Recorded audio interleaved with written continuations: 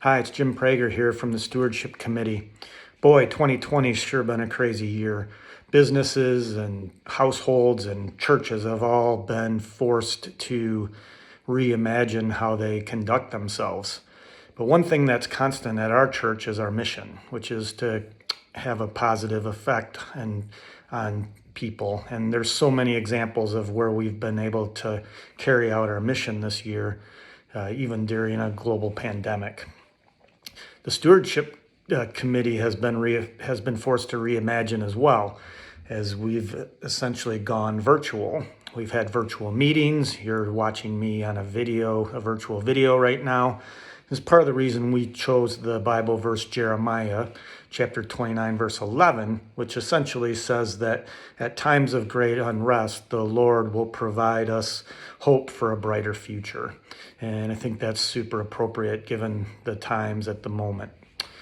The other thing that we discovered, or that we talked a lot about this year in stewardship, is the fact that stewardship is not just a 6-week campaign for when we ask for money in the fall.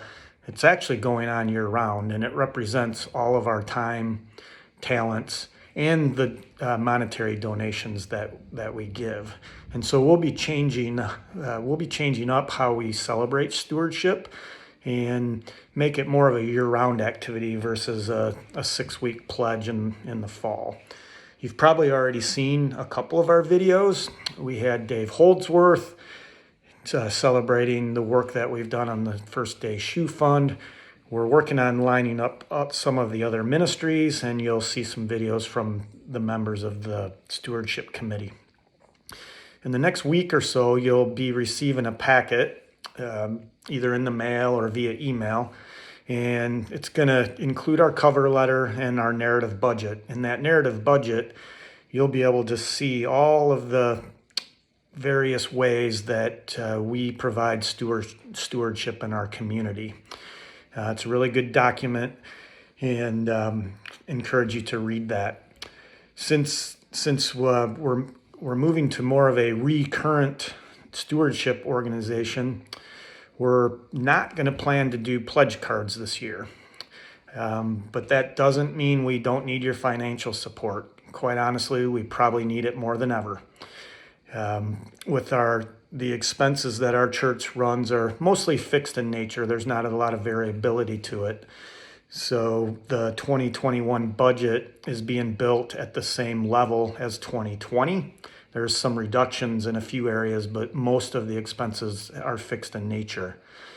And given a few members that we've lost throughout the year, we really are counting on those that are giving to continue to give at the same level, plus 3% for next year. We think that'll be enough to get us home and help us to deliver on our mission. We've through the years, and the church has made it super easy to give. We've got a link on our website. There's an app that you can have on your phone, and we still are taking contributions through the U.S. mail. So there's many ways to give. It's very easy to do it. Because we're not going to have pledge cards this year, we still are counting on you to give, and we're planning on you giving. But to help us plan, we'd really like you to email Dale Peerbolt. The link to his email address will be in the letter that you'll receive. You can also find it on the church website. But that's the one thing we need you to do, is to email him and just tell him that you're in for this year. That's really all we need. We're not going down the pledge card route. 2020 has been a difficult, but in many ways an amazing year. Looking forward to moving into 2021. If you have any questions or concerns, reach out to our ministers, our deacons, or our stewardship committee, anyone else affiliated with the church. Happy to try to answer your questions.